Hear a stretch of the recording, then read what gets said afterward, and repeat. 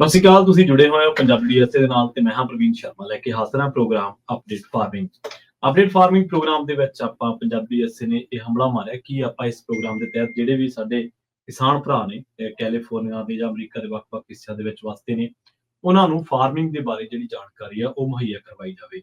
ਇਸੇ ਮੰਤਵ ਦੇ ਤਹਿਤ ਆਪਾਂ ਆਏ ਮੰਗਲਵਾਰ ਹਰ ਟਿਊਜ਼ਡੇ ਆਪਾਂ ਕੋਸ਼ਿਸ਼ ਕਰਦੇ ਹਾਂ ਕਿ ਖੇਤੀਬਾੜੀ ਦੇ ਨਾਲ ਜੁੜੇ ਐਕਸਪਰਟਸ, ਖੇਤੀਬਾੜੀ ਦੇ ਨਾਲ ਸੰਬੰਧਿਤ ਮਹਿਕਮਿਆਂ ਦੇ ਜਿਹੜੇ ਤਜਰਬੇਕਾਰ ਮਾਹਰ ਨੇ ਜਾਂ ਖੇਤੀਬਾੜੀ ਦੇ ਵਿੱਚ ਜਿਹੜੇ ਪ੍ਰੋਗਰਾਮ ਚੱਲ ਰਹੇ ਨੇ, ਗ੍ਰਾਂਟਸ ਦੇ ਬਾਰੇ ਹੋਰ ਉਹ ਸਾਰੀਆਂ ਅਪਡੇਟਸ, ਉਹ ਸਾਰੀਆਂ ਜਿਹੜੀਆਂ ਜਾਣਕਾਰੀਆਂ ਨੇ ਉਹ ਤੁਹਾਡੇ ਨਾਲ ਆਪਾਂ ਹਰ ਜਿਹੜਾ ਮੰਗਲਵਾਰ ਆ ਉਸ ਦਿਨ ਆਪਾਂ ਸਾਂਝੀਆਂ ਕਰਦੇ ਹਾਂ। ਅੱਜ ਦੇ ਇਸ ਪ੍ਰੋਗਰਾਮ ਦੇ ਵਿੱਚ ਵੀ ਗੱਲਾਂ ਬਾਤਾਂ ਕਰਾਂਗੇ, ਕੁਛ ਜਿਹੜੀਆਂ ਖਾਸ ਅਪਡੇਟਸ ਨੇ, ਖਾਸ ਕਰਕੇ ਇਸ ਟਾਈਮ ਮੌਸਮ ਜਿਹੜਾ ਉਹ ਸੈਂਟਰਲ ਵੈਲੀ ਦੇ ਵਿੱਚ ਜਾਂ ਫ੍ਰੈਜ਼ਨੋ ਦੇ ਵਿੱਚ ਹੋਰ ਥਾਵਾਂ ਦੇ ਉੱਤੇ ਕਾਫੀ ਹਾਈ ਟੈਂਪਰੇਚਰ ਆ। ਇਹਦੇ ਨਾਲ ਜਿਹੜੇ ਦੋ ਅਹਿਮ ਮਸਲੇ ਨੇ ਖੇਤੀਬਾੜੀ ਦੇ ਨਾਲ ਸੰਬੰਧਿਤ ਨੇ, ਇੱਕ ਤਾਂ ਬਿਗ ਬਿਊਟੀਫੁਲ ਬਿੱਲ, ਉਹਦੇ ਬਾਰੇ ਚਰਚਾ ਕਰਨੀ ਲਾਜ਼ਮੀ ਆ। ਦੂਜਾ ਹੈਗਾ ਕਿ ਜਿਹੜੀਆਂ ਇਮੀਗ੍ਰੇਸ਼ਨ ਰੇਟਸ, ਜਿਵੇਂ ਆਪਾਂ ਪਿਛਲੇ ਦਿਨਾਂ ਦੇ ਵਿੱਚ ਖਬਰ ਤੁਸੀਂ ਸਾਰਿਆਂ ਨੇ ਸੁਣੀ ਹੋਣੀ ਹੈ ਕਿ ਗਲਾਸ ਹਾਊਸ ਦੇ ਵਿੱਚ ਛਾਪਾ ਮਾਰਿਆ ਸੀਗਾ ਤੇ ਉੱਥੇ ਇੱਕ ਛਾਪੇਮਾਰੀ ਦੇ ਦੌਰਾਨ ਇੱਕ ਬੰਦੇ ਦੀ ਮੌਤ ਹੋ ਗਈ ਸੀਗੀ। ਸੋ ਉਹਨਾਂ ਸਾਰੇ ਜਿਹੜੇ ਕਾਰਨ ਨੇ, ਰੇਟਸ ਜਾਂ ਜਿਹੜਾ ਬਿਗ ਬਿਊਟੀਫੁਲ ਬਿੱਲ ਹੈ, ਇਹਦੇ ਖੇਤੀਬਾੜੀ ਦੇ ਉੱਤੇ ਕੀ ਪ੍ਰਭਾਵ, ਇਹਨਾਂ ਸਾਰਿਆਂ ਨੂੰ ਆਪਾਂ ਲੈ ਕੇ ਗੱਲਬਾਤ ਕਰਾਂਗੇ, ਚਰਚਾ ਕਰਾਂਗੇ। ਚਰਚਾ ਕਰਨ ਦੇ ਲਈ ਆਪਣੇ ਨਾਲ ਜੁੜ ਚੁੱਕੇ ਨੇ ਅਰਸ਼ਦੀਪ ਸਿੰਘ, ਪੱਗ ਆਰਗੇਨਾਈਜੇਸ਼ਨ ਤੋਂ। ਅਰਸ਼ਦੀਪ ਸਿੰਘ ਜੀ, ਸਤਿ ਸ਼੍ਰੀ ਅਕਾਲ, ਸਵਾਗਤ ਹੈ ਜੀ। ਹਾਂਜੀ, ਸਤਿ ਸ਼੍ਰੀ ਅਕਾਲ ਪ੍ਰਵੀਨ ਜੀ, ਤੇ ਸਾਰੇ ਸੁਣਨ ਵਾਲੇ ਤੇ ਦੇਖਣ ਵਾਲੇ ਸਰੋਤਿਆਂ ਨੂੰ ਵੀ ਸਤਿ ਸ਼੍ਰੀ ਅਕਾਲ। ਸਤਿ ਸ਼੍ਰੀ ਅਕਾਲ ਜੀ। ਪ੍ਰੋਗਰਾਮ ਦੇ ਵਿੱਚ ਅੱਗੇ ਵਧਣ ਤੋਂ ਪਹਿਲਾਂ ਧੰਨਵਾਦ ਕਰਦੀ ਹੈ ਸਪਾਂਸਰਸ ਦਾ, ਜਿਹੜੇ ਜ਼ਰੀਆ ਬਣਦੇ ਨੇ ਇਹਨਾਂ ਪ੍ਰੋਗਰਾਮਾਂ ਨੂੰ ਤੁਹਾਡੇ ਤੱਕ ਪਹੁੰਚਾਉਣ ਦੇ ਲਈ। ਖਾਲਸਾ ਇੰਸ਼ੋਰੈਂਸ ਏਜੰਸੀ ਵਾਲੇ, ਜਿਨ੍ਹਾਂ ਤੋਂ ਤੁਸੀਂ ਹਰ ਤਰੀਕੇ ਦੀ ਇੰਸ਼ੋਰੈਂਸ ਲੈ ਸਕਦੇ ਹੋ। ਇੰਸ਼ੋਰੈਂਸ ਬਾਰੇ ਪਤਾ ਕਰਨ ਲਈ ਇਹਨਾਂ ਦਾ ਨੰਬਰ ਹੈ 408-272-2500। ਇਹ 1992 ਤੋਂ ਲਗਾਤਾਰ ਇੰਸ਼ੋਰੈਂਸ ਬਿਜ਼ਨਸ ਦੇ ਵਿੱਚ ਸ਼ਾਨਦਾਰ ਸੇਵਾਵਾਂ ਦੇ ਰਹੇ ਨੇ ਤੇ ਅਮਰੀਕਾ ਭਰ ਦੇ ਵਿੱਚ ਇੰਸ਼ੋਰੈਂਸ ਕਰਦੇ ਨੇ। ਓਬਾਮਾ ਕੇਅਰ, ਮੈਡੀਕਲ ਜਾਂ ਫਿਰ ਕਵਰਡ ਕੈਲੀਫੋਰਨੀਆ ਬਾਬਤ ਪਾਲਿਸੀ ਕਰਵਾਉਣ ਦੇ ਲਈ, ਸਲਾਹ ਲੈਣ ਦੇ ਲਈ ਅੱਜ ਹੀ ਕਾਲ ਕਰੋ 408-272-2500 ਦੇ ਉੱਤੇ। USDA, NRCS, almond board of California ਤੇ ਜਸਵੀਰ ਸਿੰਘ ਨੇ ਟ੍ਰੇਸੀ ਤੋਂ। ਇਹਨਾਂ ਸਾਰੇ ਹੀ ਸਪਾਂਸਰਸ ਦਾ ਬਹੁਤ-ਬਹੁਤ ਧੰਨਵਾਦ। ਤੇ ਜੇਕਰ ਤੁਸੀਂ ਵੀ ਪੰਜਾਬੀ ਐਸੇ ਦੇ ਇਹਨਾਂ ਪ੍ਰੋਗਰਾਮਾਂ ਨੂੰ ਸਪਾਂਸਰ ਕਰਨਾ ਚਾਹੁੰਦੇ ਹੋ ਤਾਂ ਸਟੂਡੀਓ ਦਾ ਨੰਬਰ ਹੈ 408-272-5200। ਅਰਸ਼ਦੀਪ ਸਿੰਘ ਜੀ, ਜੇਕਰ ਰੁਝੇਵਿਆਂ ਤੋਂ ਸ਼ੁਰੂਆਤ ਕਰ ਲਈਏ ਵੀ ਅੱਜ ਕੱਲ੍ਹ ਜਿਹੜਾ ਸਮਾਂ ਚੱਲ ਰਿਹਾ, ਜਿਹੜਾ ਸੀਜ਼ਨ ਚੱਲ ਰਿਹਾ, ਇਸ ਸੀਜ਼ਨ ਦੇ ਦਰਮਿਆਨ, ਇਹਨਾਂ ਦਿਨਾਂ ਦੇ ਦਰਮਿਆਨ ਜਿਹੜੀ ਕਿਸਾਨੀ ਹੈ ਇੱਥੋਂ ਦੀ ਕੈਲੀਫੋਰਨੀਆ ਦੀ, ਉਹਦੇ ਮੁੱਖ ਰੁਝੇਵੇਂ ਕਿਹੜੇ ਨੇ ਜੀ? ਹਾਂਜੀ, ਨਹੀਂ ਜਿਵੇਂ ਹੁਣ ਆਪਾਂ ਨੂੰ ਪਤਾ ਵੀ ਹੈ ਇਸ ਸਮੇਂ ਸਾਲ ਦੇ ਵਿੱਚ ਗਰਮੀ ਬਹੁਤ ਹੋ ਜਾਂਦੀ ਹੈ। ਹਾਂਜੀ। ਤੇ ਉਹਦਾ ਗਰਮੀ ਚਾਹੀਦੀ ਵੀ ਹੁੰਦੀ ਹੈ ਜਿੰਨੀਆਂ ਵੀ ਕ੍ਰਾਪਸ ਨੇ। ਤੇ ਜਿਵੇਂ ਇਸ ਸਮੇਂ ਜਿਹੜਾ ਜ਼ਿਆਦਾ ਜ਼ੋਰ ਉਹ ਤਾਂ ਇਰੀਗੇਸ਼ਨ ਤੇ ਲੱਗਿਆ ਹੋਇਆ ਹੈ ਨਾ ਜੀ। ਤੇ ਕੁਛ ਕ੍ਰਾਪਸ ਦੀਆਂ ਹਾਰਵੈਸਟ ਹੋ ਰਹੀ ਹੈ ਤੇ ਕੁਛ ਹਾਰਵੈਸਟ ਲਈ ਰੈਡੀ ਹੈ, ਜਿਹੜੀਆਂ ਅਗਲੇ ਮਹੀਨੇ ਸ਼ੁਰੂ ਹੋ ਜਾਊਗੀ, ਜੁਲਾਈ 'ਚ ਜਾਂ ਅਗਸਤ 'ਚ, ਹਨਾ ਜੀ। ਤੇ ਜਿਹੜੀਆਂ ਕ੍ਰਾਪਸ ਕੁਛ ਅਸੀਂ ਫਿਨਿਸ਼ ਕਰ ਲਈਆਂ ਨੇ, ਜਿਵੇਂ ਸਿਟਰਸ ਦਾ ਇੱਕ ਫੈਮਿਲੀ ਸਾਰੀ ਫਿਨਿਸ਼ ਹੋ ਗਈ, ਮੈਂਡਰਿਨਸ। ਹੁਣ ਜੇ ਔਰੰਜ ਵਾਲੀ 'ਚ ਉਹ ਰਹਿ ਜਾਊਗਾ ਵੀ ਨੇ, ਜਿਹੜੇ ਔਰੰਜ ਨੇ ਉਹ ਚੱਲਣਗੇ ਹੁਣ ਜਾਂ ਚੱਲ ਰਹੇ ਨੇ ਹਨਾ, ਉਹਦੀ ਪਿਕਿੰਗ। ਠੀਕ ਹੈ। ਤੇ ਜਾਂ ਗ੍ਰੇਪ ਫਰੂਟ, ਸਟੋਨ ਫਰੂਟ, ਉਹਨਾਂ ਦੀ ਪਿਕਿੰਗ ਚੱਲ ਰਹੀ ਹੈ, ਪੀਚਸ। ਤੇ ਰੁਝੇਵਿਆਂ ਦੇ ਹਿਸਾਬ ਨਾਲ ਤਾਂ ਜਿੰਨੇ ਕੁ ਫਰੂਟ ਆ ਉਹ ਪਿਕ ਹੋ ਰਹੇ ਆ, ਜਿਹੜੇ ਨਟਸ ਨੇ ਉਹ ਅਗਲੇ ਮਹੀਨੇ ਸ਼ੁਰੂ ਹੋ ਜਾਣਗੇ ਪਿਕ ਹੋਣੇ, ਹੈਨਾ। ਸੋ ਇਹ ਜੀ ਗੱਲਬਾਤ ਚੱਲ ਰਹੀ ਆ। ਪਾਣੀ ਦਾ ਪੂਰਾ ਜ਼ੋਰ ਲੱਗਿਆ ਹੋਇਆ, ਹੁਣ ਗਰਮੀ ਬਹੁਤ ਹੁੰਦੀ ਹੈ ਤੇ ਜਿਹੜਾ ਖੇਤਾਂ 'ਚ ਕੰਮ ਹੁੰਦਾ ਉਹ ਵੀ ਸਵੇਰੇ ਸਵੇਰੇ ਹੀ ਹੁੰਦਾ, ਦੁਪਹਿਰੇ ਗਰਮੀ ਬਹੁਤ ਜ਼ਿਆਦਾ ਹੋ ਜਾਂਦੀ ਹੈ। ਸੋ ਇਸ ਕਰਕੇ ਉੱਥੇ ਕੰਮ ਵੀ ਕਰਨਾ ਮੁਸ਼ਕਿਲ ਹੀ ਆ, ਹਨਾ। ਤੇ ਜਿਹੜੀ ਲੇਬਰ ਆ ਉਹਨੂੰ ਵੀ ਹੁਣ ਤੱਕ ਖਾਸ ਇੰਸਟਰਕਸ਼ਨਸ ਹੁੰਦੀਆਂ ਨੇ ਸਾਰਿਆਂ ਕੰਨੀਓ ਵੀ 10-11 ਵਜੇ ਤੱਕ ਸਾਰਾ ਕੰਮ ਫਿਨਿਸ਼ ਹੋ ਜਾਏ, 11 ਤੱਕ, ਉਹ ਤੋਂ ਬਾਅਦ 'ਚ ਕੰਮ ਨਾ ਕੀਤਾ ਜਾਵੇ, ਧੁੱਪੇ ਨਾ ਕੀਤਾ ਜਾਵੇ। ਹਾਂ, ਸੋ ਇਹੋ ਜਿਹੀਆਂ ਗੱਲਬਾਤ ਚੱਲ ਰਹੀਆਂ। ਸੇਫਟੀ ਦੇ ਐਂਗਲ ਤੋਂ ਦੇਖਿਆ ਜਾਵੇ ਤਾਂ ਜ਼ਰੂਰੀ ਆ ਵੀ ਜਿਵੇਂ ਹੁਣ ਸਾਰੇ ਡਿਪਾਰਟਮੈਂਟਸ ਵੀ ਉਹ ਭੇਜਦੇ ਰਹਿੰਦੇ ਨੋਟੀਫਿਕੇਸ਼ਨ, ਜਦੋਂ ਹਾਈ ਹੀਟ ਹੁੰਦੀ ਆ ਜਾਂ ਉਹ ਵੀ 100 ਤੋਂ ਉੱਪਰ ਜਦੋਂ ਹੋ ਜਾਂਦਾ ਟੈਂਪਰੇਚਰ ਨਾ, ਤਾਂ ਹਾਈਡਰੇਸ਼ਨ ਬਹੁਤ ਜ਼ਰੂਰੀ ਆ ਤੇ ਬ੍ਰੇਕਸ ਦੇ ਵਿੱਚ ਕੰਮ ਕੀਤਾ ਜਾਵੇ, ਜ਼ਿਆਦਾ ਜ਼ੋਰ ਨਾ ਲਾਇਆ ਜਾਵੇ ਧੁੱਪੇ, ਹਨਾ, ਲੰਬੇ ਸਮੇਂ ਲਈ। ਵੀ ਚਲੋ ਕਿਸੇ ਦਾ ਕੋਈ ਸਰੀਰਕ ਨੁਕਸਾਨ, ਹਾਂ, ਹੀਟ ਸਟ੍ਰੋਕ ਵਗੈਰਾ ਦੀਆਂ ਬਹੁਤ ਕੰਪਲੇਂਟਸ ਆਉਂਦੀਆਂ ਨੇ ਮਹੀਨਿਆਂ ਦੇ ਵਿੱਚ। ਸੋ ਉਹਨਾਂ ਚੀਜ਼ਾਂ ਤੋਂ ਆਪਾਂ ਨੂੰ ਜਾਣੂ ਹੋਣਾ ਚਾਹੀਦਾ ਤੇ ਉਹਦਾ ਪਲਾਨ ਉਵੇਂ ਹੋਣਾ ਚਾਹੀਦਾ। ਤੇ ਬਾਕੀ ਇਹੀ ਹੈ ਜੀ, ਹੁਣ ਕੰਮ ਤਾਂ ਹਾਰਵੈਸਟ ਚੱਲ ਰਹੀ ਹੈ ਜਾਂ ਸ਼ੁਰੂ ਹੋਣ ਵਾਲੀ ਹੈ ਕੁਛ ਕ੍ਰਾਪਸ ਦੀ। ਜੀ, ਬਿਲਕੁਲ। ਜਿਵੇਂ ਤੁਸੀਂ ਕਿਹਾ ਵੀ ਲਗਾਤਾਰ ਇਹ ਅਪਡੇਟਸ ਆਉਂਦੀਆਂ ਰਹਿੰਦੀਆਂ ਨੇ ਜਾਂ ਦੱਸਿਆ ਜਾਂਦਾ ਵੀ ਭਾਈ ਕਿਸੇ ਦਾ ਨੁਕਸਾਨ ਨਾ ਹੋਵੇ, ਸਰੀਰਕ ਤੌਰ ਤੇ ਕੋਈ ਬਿਮਾਰ ਨਾ ਹੋਵੇ। ਇਸ ਤਰ੍ਹਾਂ ਦੀ ਇੱਕ ਹੋਰ ਜਿਹੜੀ ਚੱਲ ਰਹੀ ਹੈ ਚੀਜ਼ ਇਸ ਟਾਈਮ, ਇਮੀਗ੍ਰੇਸ਼ਨ ਦੀਆਂ ਰੇਟਸ ਨੇ। ਬਹੁਤ ਸਾਰੇ ਥਾਵਾਂ ਦੇ ਉੱਤੇ, ਖਾਸ ਤੌਰ ਤੇ ਆਪਾਂ ਲੰਘੇ ਦਿਨੀ ਖਬਰ ਸਾਰਿਆਂ ਨੇ ਦੇਖੀ, ਤੁਸੀਂ ਵੀ ਸੁਣੀ ਹੋਣੀ ਹੈ ਕਿ ਇਮੀਗ੍ਰੇਸ਼ਨ ਰੇਟ ਦੇ ਦੌਰਾਨ ਇੱਕ ਬੰਦੇ ਦੀ ਮੌਤ ਵੀ ਹੋ ਗਈ ਹੈ। ਫਾਰਮ ਦੇ ਉੱਤੇ ਰੇਡਾਂ ਕੀਤੀਆਂ ਗਈਆਂ। ਇਹਦਾ ਕੀ ਅਸਰ ਪੈ ਰਿਹਾ ਹੁਣ ਇਸ ਟਾਈਮ? ਕਿਉਂਕਿ ਜਿਨ੍ਹਾਂ ਦੀ ਫਸਲ ਪੱਕ ਚੁੱਕੀ ਆ, ਜਿਨ੍ਹਾਂ ਦੀ ਫਸਲ ਤਿਆਰ ਆ, ਉਹਨਾਂ ਨੂੰ ਤਾਂ ਲੇਬਰ ਚਾਹੀਦੀ ਹੈ, ਪਰ ਲੇਬਰ ਅੱਜ-ਕੱਲ੍ਹ ਆਪਾਂ ਇਹ ਵੀ ਦੇਖਿਆ ਵੀ ਕੈਲੀਫੋਰਨੀਆ ਦੇ ਬਹੁਤ ਸਾਰੇ ਹਿੱਸੇ ਅਜਿਹੇ ਨੇ, ਜਿੱਥੇ ਜਿਹੜੇ ਕੰਮ ਕਰਨ ਵਾਲੇ ਲੋਕ ਨੇ, ਉਹਨਾਂ ਦੇ ਵਿੱਚੋਂ ਬਹੁਤਾਤ ਇਮੀਗ੍ਰੈਂਟਸ ਦੀ ਆ, ਤੇ ਉਹ ਇਹਨਾਂ ਛਾਪਿਆਂ ਦੇ ਡਰੋਂ ਬਾਹਰ ਵੀ ਨਹੀਂ ਨਿਕਲ ਰਹੇ। ਹਾਂਜੀ, ਨਹੀਂ, ਇਮੀਗ੍ਰੇਸ਼ਨ ਦੀ ਸਮੱਸਿਆ ਤਾਂ ਹੈਗੀ ਹੀ ਆ, ਹਨਾ। ਹਮ, ਖਾਸ ਕਰਕੇ ਉਹਨਾਂ ਕ੍ਰਾਪਸ ਦੇ ਵਿੱਚ ਜਿੱਥੇ ਜ਼ਿਆਦਾ ਕੰਮ ਹੱਥ ਨਾਲ, ਹਮ, ਹਨਾ। ਤੇ ਆਪਾਂ ਦੇਖਦੇ ਹਾਂ ਜਿੰਨਾ ਫਰੂਟ ਪਿਕ ਹੁੰਦਾ ਉਹ ਹੱਥ ਨਾਲ ਹੁੰਦਾ ਹੱਥ ਨਾਲ ਹੀ। ਜ਼ਿਆਦਾ, ਹਨਾ। ਤੇ ਉੱਥੇ ਉਹ ਸਮੱਸਿਆ ਦੇਖਣ ਨੂੰ ਮਿਲ ਰਹੀ ਆ। ਰੇਟਸ ਦਾ ਹਾਂ ਹਜੇ ਵੀ ਦੇਖ ਲਓ ਵੀ ਕੋਈ ਨਾ ਕੋਈ ਨਿਊਜ਼ ਆਈ ਰਹਿੰਦੀ ਹੈ ਥੋੜੇ ਦਿਨਾਂ ਬਾਅਦ, ਹਨਾ। ਜੀ ਜੀ। ਤੇ ਸਟੇਟ ਕੰਨੀਓ ਹੈਗੀ ਆ ਅਸਿਸਟੈਂਸ ਅਵੇਲੇਬਲ ਆ, ਤਾਂ ਸੈਮੀਨਾਰ ਕਰਾ ਰਹੇ ਆ ਵੀ ਕੀ ਤੁਹਾਡੇ ਰਾਈਟਸ ਨੇ। ਤੇ ਪਰ ਫੈਡਰਲ ਕੰਨੀਓ ਜਿਹੜੀਆਂ ਹੈਗੀਆਂ ਨੇ ਸਟ੍ਰਿਕਟ ਆ ਥੋੜਾ ਜਿਹਾ ਕੰਮ, ਹਨਾ ਜੀ। ਤੇ ਜਿਹੜੇ ਏਰੀਏ 'ਚ ਆਪਾਂ ਜੇ ਕੁਛ ਏਰੀਆ ਜਿਵੇਂ ਆਪਾਂ ਉਦਾਹਰਨ ਦੇ ਤੌਰ ਤੇ ਜੇ ਆਪਾਂ ਸੈਂਟਰਲ ਕੋਸਟ ਦੀ ਗੱਲ ਕਰੀਏ, ਜਿਵੇਂ ਸਲੀਨਸ ਵੈਲੀ ਆ ਗਈ ਸਾਰੀ, ਉੱਥੇ ਸਾਰੀ ਜਿਹੜੀ ਸਬਜ਼ੀਆਂ ਜਾਂ रो ਕ੍ਰਾਪਸ ਲੱਗਦੀਆਂ ਨੇ ਮੈਜੋਰਟੀ 'ਚ, ਹਨਾ। ਠੀਕ ਹੈ। ਤੇ ਉੱਥੇ ਸਾਰਾ ਕੰਮ ਕਰਦੀ ਲੇਬਰ, ਹਨਾ। ਤੇ ਉਹਨਾਂ ਏਰੀਆ ਦੇ ਵਿੱਚ ਬਹੁਤ ਹੀ ਜ਼ਿਆਦਾ ਇੰਪੈਕਟ ਦੇਖਣ ਨੂੰ ਮਿਲ ਰਿਹਾ। ਤੇ ਆਪਣੇ ਹਜੇ ਫਿਰ ਵੀ ਉਹਨਾਂ ਨਾਲੋਂ ਘੱਟ ਆ, ਬਟ ਆਪਣੇ ਫਿਰ ਵੀ ਸੈਨ ਜੋਆਕਿਨ ਵੈਲੀ 'ਚ ਹੈਗਾ। ਮੈਂ ਇਹ ਨਹੀਂ ਕਹਿੰਦਾ ਕਿ ਨਹੀਂ ਇੰਪੈਕਟ, ਬਟ ਕੋਸਟ ਵਾਲੇ ਏਰੀਆ ਦੇ ਵਿੱਚ ਬਹੁਤ ਜ਼ਿਆਦਾ ਇੰਪੈਕਟ ਦੇਖਣ ਨੂੰ ਮਿਲ ਰਿਹਾ। ਤੇ ਜ਼ਿਆਦਾ ਰਿਊਮਰਸ, ਫੇਕ ਇਨਫੋਰਮੇਸ਼ਨ ਬਹੁਤ ਕੁਛ ਘੁੰਮ ਰਿਹਾ, ਹਨਾ। ਉਹਦੇ ਨਾਲ ਚੀਜ਼ ਹੋਰ ਵੀ ਜ਼ਿਆਦਾ ਥੋੜੀ ਜਿਹੀ ਖਰਾਬ ਹੋ ਜਾਂਦੀ ਹੈ। ਡਰ ਜ਼ਿਆਦਾ ਵੱਧਦਾ, ਡਰ ਕਰਕੇ ਲੋਕ ਆ ਨਹੀਂ ਰਹੇ, ਜਿਹੜੇ ਆ ਸਕਦੇ ਆ ਉਹ ਵੀ ਨਹੀਂ ਆਉਂਦੇਗੇ, ਹਨਾ। ਸੋ ਫਿਰ ਇਹਦਾ ਰੇਟ ਦੇ ਉੱਤੇ ਕਾਫੀ ਅਸਰ ਪੈਂਦਾ। ਰੇਟ ਤੇ ਵੀ ਅਸਰ ਪਊਗਾ, ਤੇ ਜਿਹੜੀ ਕ੍ਰੌਪ ਪਿਕ ਨਹੀਂ ਹੁੰਦੀ, ਨੁਕਸਾਨ ਹੁੰਦੇ ਆ, ਫਿਰ ਇੰਸ਼ੋਰੈਂਸ ਕਲੇਮ ਹੁੰਦੇ ਆ। ਸੋ ਸਾਰੀ ਚੀਜ਼ ਹੀ ਇਹਦੇ ਤੇ ਇਫੈਕਟ ਤਾਂ ਹੋਊਗਾ ਜੀ। ਬਿਲਕੁਲ। ਤੇ ਆਪਾਂ ਬਿਗ ਬਿਊਟੀਫੁਲ ਬਿੱਲ ਦੇ ਬਾਰੇ ਖਾਸੀ ਚਰਚਾ ਹੋਈ ਹੈ ਪਿਛਲੇ ਦਿਨਾਂ ਦੇ ਵਿੱਚ। ਖੇਤੀਬਾੜੀ ਸੈਕਟਰ ਦੇ ਲਿਹਾਜ਼ ਦੇ ਨਾਲ ਤੁਸੀਂ ਕਿਵੇਂ ਦੇਖਦੇ ਹੋ? ਹਾਂਜੀ, ਨਹੀਂ, ਕੁਛ ਕੁ ਚੀਜ਼ਾਂ ਸਾਡੇ ਲਈ ਸੀਗੀਆਂ ਉਹਦੀਆਂ ਜਿਹੜੀਆਂ ਆਪਾਂ ਜੇ ਇਕੱਲੇ ਪਿਓਰ ਖੇਤੀਬਾੜੀ ਵਾਲੇ ਐਂਗਲ ਤੋਂ ਹੀ ਦੇਖਿਆ ਜਾਵੇ, 2-3 ਚੀਜ਼ਾਂ ਜਿਹੜੀਆਂ ਮੈਨੂੰ ਹਜੇ ਤੱਕ ਮੈਂ ਪੂਰਾ ਡਿਟੇਲ 'ਚ ਤਾਂ ਪੜ੍ਹਨ ਦਾ ਮੌਕਾ ਨਹੀਂ ਮਿਲਿਆ, ਹਨਾ, ਕੀ ਸਾਡੇ ਲਈ ਹੈ। ਤੇ ਪਰ 2-3 ਜਿਹੜੀਆਂ ਹਾਈਲਾਈਟਸ ਨੇ, ਜਿਹੜੀਆਂ ਦੇਖਣ ਨੂੰ ਮਿਲੀਆਂ ਨੇ, ਉਹ ਇੱਕ ਤਾਂ ਇਹ ਹੈ ਵੀ ਜਿੰਨੇ ਵੀ ਇਨਫਲੇਸ਼ਨ ਰਿਡਕਸ਼ਨ ਐਕਟ ਵਾਲੇ ਪ੍ਰੋਗਰਾਮ ਸੀ ਉਹ ਸਾਰੇ ਬੰਦ ਹੋ ਗਏ ਆ। ਠੀਕ ਹੈ। ਤੇ ਜਿੰਨੇ ਵੀ ਕੋਵਿਡ ਦੇ ਰਿਲੇਟਡ ਜਿਹੜੇ ਪ੍ਰੋਗਰਾਮ ਆਏ ਸੀਗੇ ਤਾਂ ਵਨ ਟਾਈਮ ਹੀ, ਪਰ ਜਦੋਂ ਆਏ ਸੀ ਉਹਨਾਂ ਦੀ ਕੋਈ ਐਂਡ ਡੇਟ ਜੀ ਨਹੀਂ ਦਿੱਤੀ ਸੀ। ਉਹਨਾਂ ਨੇ ਮਤਲਬ ਕਹਿਤਾ ਸੀ ਆ ਪ੍ਰੋਗਰਾਮ ਓਪਨ ਹੋ ਗਿਆ, ਅਸਿਸਟੈਂਸ ਦੇਵਾਂਗੇ ਇੱਛਾ ਨਾ, ਉਹ ਵੀ ਸਾਰੇ ਬੰਦ ਕਰ ਦਿੱਤੇ ਗਏ ਨੇ ਹੁਣ ਨਵੀਂ 'ਚ। ਤੇ ਕੁਛ ਕੁ ਜਿਹੜੇ ਕਲੀਨ ਐਨਰਜੀ ਇਨੀਸ਼ੀਏਟਿਵ ਸੀ ਉਹਨਾਂ ਤੇ ਵੀ ਕਾਫੀ ਜ਼ਿਆਦਾ ਚੂੜੀ ਕੱਸੀ ਹੋਈ ਆ, ਹਨਾ। ਤੇ ਉਹਨਾਂ 'ਚ ਕੁਛ ਕੁ ਪ੍ਰੋਗਰਾਮਸ ਨੂੰ, ਜਿਵੇਂ ਆਪਾਂ ਜੇ ਸੋਲਰ ਦੀ ਗੱਲ ਕਰੀਏ, ਤਾਂ ਜਿਹੜਾ ਤਾਂ ਰੈਜ਼ੀਡੈਂਸ਼ੀਅਲ ਸੋਲਰ ਆ ਉਹਦੀ ਜਿਹੜੀ ITC ਜਿਹੜਾ ਇਨਕਮ ਟੈਕਸ ਕ੍ਰੈਡਿਟ ਮਿਲਦੇ ਆ 30%, ਹਾਂਜੀ, ਉਹ ਦੀ ਡੈਡਲਾਈਨ ਬਸ ਇਸ ਸਾਲ ਦੀ ਦੁਬਾਰਾ ਰਿਨਿਊ ਨਹੀਂ ਕੀਤਾ। ਸੋ ਅਗਲੇ ਸਾਲ ਉਹਦੀ 30% ਤੁਹਾਨੂੰ ਟੈਕਸ ਕ੍ਰੈਡਿਟ ਨਹੀਂ ਮਿਲਦਾ। ਠੀਕ ਹੈ ਜੀ।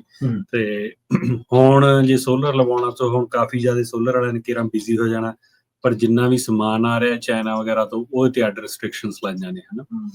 ਸੋ ਉਹ ਟ੍ਰੇਡ ਵਾਰ 'ਚ ਫਸਿਆ। ਸੋ ਕਾਫੀ ਕੰਮ ਉਧਰ ਵੀ ਉਲਝਿਆ ਹੋਇਆ। ਜੇ ਆਪਾਂ ਇਕੱਲਾ ਕਮਰਸ਼ੀਅਲ ਦੀ ਗੱਲ ਕਰੀਏ, ਜਿਵੇਂ ਜਿਹੜੇ ਐਗ ਦੇ ਵਿੱਚ ਲੱਗਦੇ ਆ ਇਹ ਸਾਰੇ ਸੋਲਰ, ਹਾਂਜੀ, ਉਹ ਸਾਰੇ ਕਮਰਸ਼ੀਅਲ 'ਚ ਹੀ ਕਾਊਂਟ ਹੁੰਦੇ ਨੇ ਲਗਭਗ।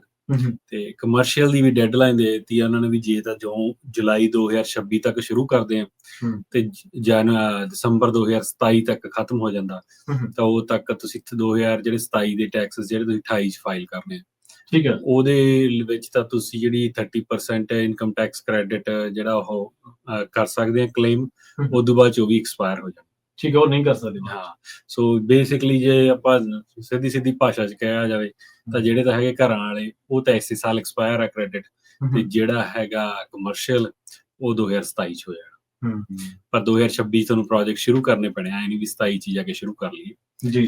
ਤੇ 1.5 ਸਾਲ ਦਾ ਫਿਰ ਤੁਹਾਨੂੰ ਸਮਾਂ ਦਿੰਦੇ ਆ ਇਹਨਾਂ ਨੂੰ ਕੰਪਲੀਟ ਕਰਨ ਦਾ। ਸੋ ਇੱਕ ਇਹ ਵੱਡੀ ਚੀਜ਼ ਹੈ, ਕਿਉਂਕਿ ਕਾਫੀ ਵੱਡਾ ਖੇਤਾਂ ਦੇ ਵਿੱਚ ਜ਼ੋਰ ਲੱਗਿਆ ਹੋਇਆ ਸੀਗਾ। ਆਪਾਂ ਵੀ ਬਹੁਤ ਇਹਦੀ ਐਡਵੋਕੇਸੀ ਕਰਦੇ ਸੀਗੇ ਵੀ ਤੁਸੀਂ ਸੋਲਰ ਇੰਸਟਾਲ ਕਰ ਲਓ, ਹਨਾ। ਤੇ ਸੋਲਰ ਇੰਸਟਾਲ ਕਰਨਾ ਫਾਇਦਾ ਇਹ ਹੋ ਜਾਂਦਾ ਵੀ ਤੁਹਾਡੀ ਜਿਹੜੀ ਇੱਕ ਤਾਂ ਇਨਫਰਾਸਟ੍ਰਕਚਰ ਡਿਵੈਲਪ ਹੋ ਜਾਂਦਾ ਤੁਹਾਡਾ, ਹਾਂਜੀ, ਦੂਜਾ ਤੁਹਾਡੇ ਖਰਚੇ ਇਨਪੁਟ ਕਾਸਟ ਘਟ ਜਾਂਦੀ ਹੈ, ਬਿਜਲੀ ਦੇ ਬਿੱਲ ਘਟ ਜਾਂਦੇ। ਸੋ ਉਹਦੇ ਨਾਲ ਕਾਫੀ ਰਾਹਤ ਮਿਲਦੀ ਆ। ਹੁਣ ਜਿਵੇਂ ਦਿਨੋਂ ਦਿਨ ਜਿੰਨੇ ਬਿਜਲੀ ਦੇ ਬਿੱਲ ਵੱਧ ਗਏ ਆ, ਤੇ ਉਸ ਹਿਸਾਬ ਨਾਲ ਸਭ ਤੋਂ ਵੱਡਾ ਖਰਚਿਆਂ 'ਚ 2-3 'ਚ ਹੁਣ ਬਿਜਲੀ ਦੇ ਬਿੱਲ ਆਉਣ ਲੱਗ ਗਏ। ਵੱਡਾ ਖਰਚਾ, ਹਾਂ, ਅੱਗੇ ਨਹੀਂ ਹੁੰਦੇ ਸੀਗੇ। ਮੇਰੇ ਖਿਆਲ ਨਾਲ ਕਿਸਾਨ ਨੂੰ ਤਾਂ ਇਸ ਟਾਈਮ ਕਾਫੀ ਮਾਰ ਪੈ ਰਹੀ ਹੈ ਵੀ ਇੱਕ ਪਾਸੇ ਤਾਂ ਲੇਬਰ ਵੱਧ ਰੇਟ ਦੇ ਉੱਤੇ ਮਿਲ ਰਹੀ ਹੈ, ਦੂਜਾ ਬਿਜਲੀ ਦੇ ਬਿੱਲ ਹਾਈ ਹੋ ਗਏ, ਤਾਂ ਫਿਰ ਜਾਣਾ ਤਾਂ ਸਾਰਾ ਕੁਛ ਆਮਦਨ 'ਚੋਂ ਹੀ ਹੈ, ਜਿਹੜੀ ਲਿਮਟਡ ਹੈ। ਹਾਂ, ਨਹੀਂ ਤਾਂ ਹੀ ਜਿਹੜੇ ਮਾਰਜਨਸ ਨੇ ਜਿਹੜੀ ਖੇਤੀ ਦੇ ਵਿੱਚ ਉਹ ਦਿਨੋਂ ਦਿਨ ਸ਼ਰਿੰਕ ਹੋਈ ਜਾਂਦੇ ਨੇ। ਹਾਂਜੀ। ਹਨਾ। ਹੂੰ। ਤੇ ਆਪਾਂ ਇਸ ਬਾਰੇ ਬਹੁਤ ਵਾਰੀ ਗੱਲ ਕਰਦੇ ਹੁੰਦੇ ਹਾਂ ਵੀ ਜਿਹੜੇ ਤੁਸੀਂ ਤੁਹਾਡੇ ਕੋਲ ਪਲਾਨ ਹੋਣਾ ਚਾਹੀਦਾ, ਜਿਹੜੀ ਆਪਾਂ ਗੱਲ ਕਰਦੇ ਹੁੰਦੇ ਹਾਂ ਨਾ ਖੇਤੀ ਦਾ।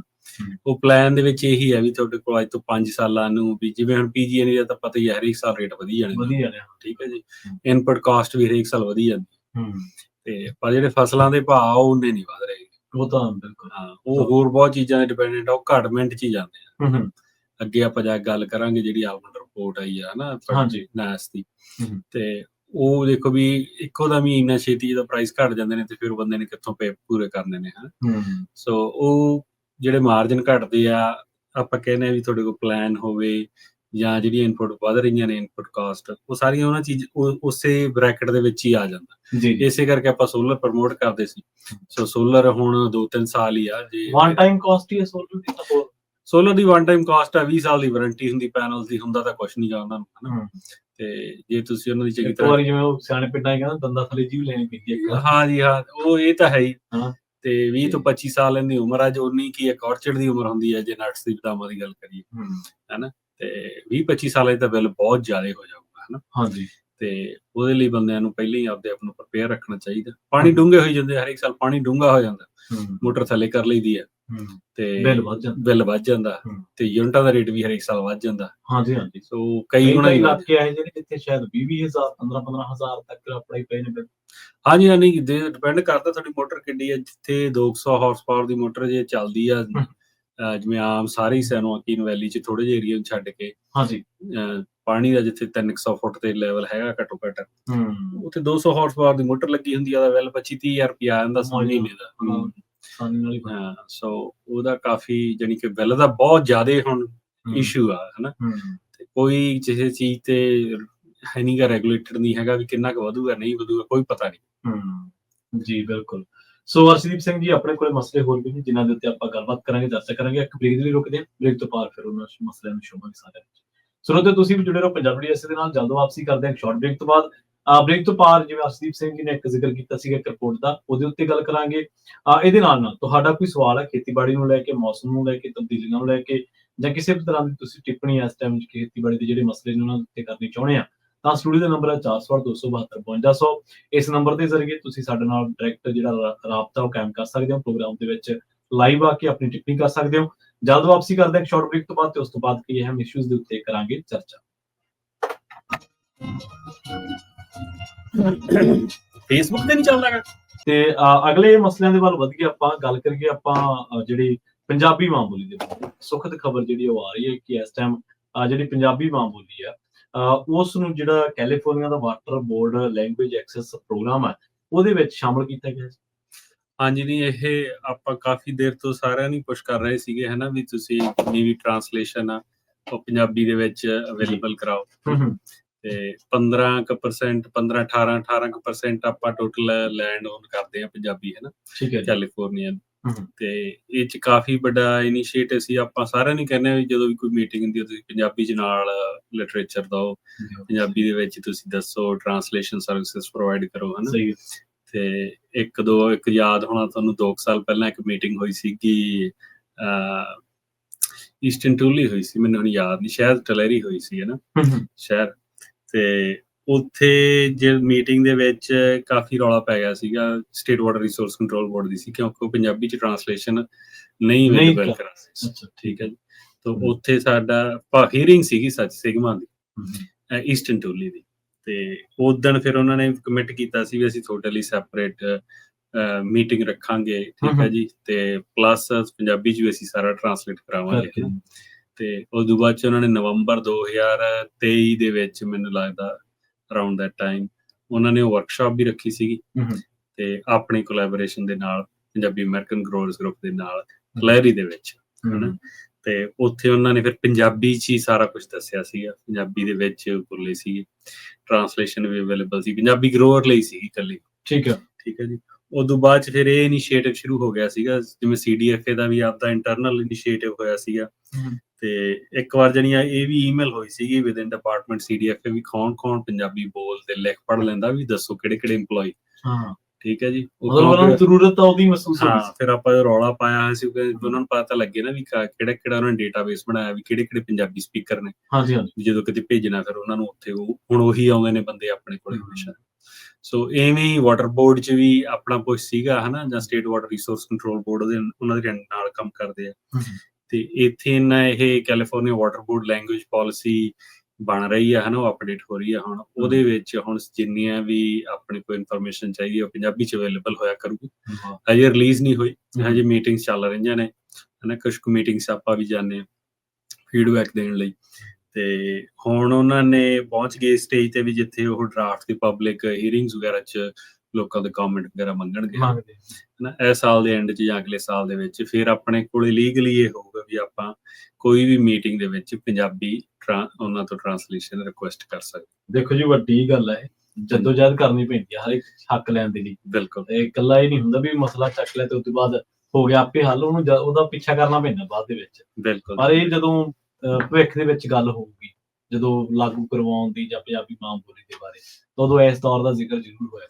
ਹਾਂਜੀ ਜੀ, ਨਾਲੇ ਦੇਖੋ ਇੱਕ ਤਾਂ ਪਹਿਲੀ ਗੱਲ ਤਾਂ ਇਹ ਆ ਵੀ ਸਾਡੀ ਲੋੜ ਇਹ ਆ ਵੀ ਸਾਡੇ ਗਰੋਅਰਸ ਆ ਜਿਹੜੇ, ਉਹ ਬਹੁਤ ਸਾਰੇ ਗਰੋਅਰਸ ਆ ਜਿਹੜੇ ਪੰਜਾਬੀ 'ਚ ਲਿਖਣਾ, ਪੜ੍ਹਨਾ, ਬੋਲਣਾ ਉਹਨਾਂ ਨੂੰ ਜ਼ਿਆਦਾ ਕੰਫਰਟੇਬਲ ਹੁੰਦਾ ਹੈ ਨਾ। ਇੱਕ ਤਾਂ ਉਹਨਾਂ ਲਈ ਬਹੁਤ ਹੈਲਪ ਹੋ ਜਾਣੀ। ਦੂਜਾ ਇਹ ਹੈ ਵੀ ਜਦੋਂ ਆਪਾਂ ਇਹ ਜਿਹਾ ਕੋਈ ਇਨੀਸ਼ੀਏਟਿਵ ਲੈਂਦੇ ਹਾਂ ਤਾਂ Punjabi language he as a language ਹੈ ਨਾ, ਭਾਸ਼ਾ ਉਹ ਰੈਕਗਨਾਈਜ਼ ਹੁੰਦੀ ਆ ਅੱਡ ਡਿਪਾਰਟਮੈਂਟਸ ਦੇ ਵਿੱਚ ਹਨਾ।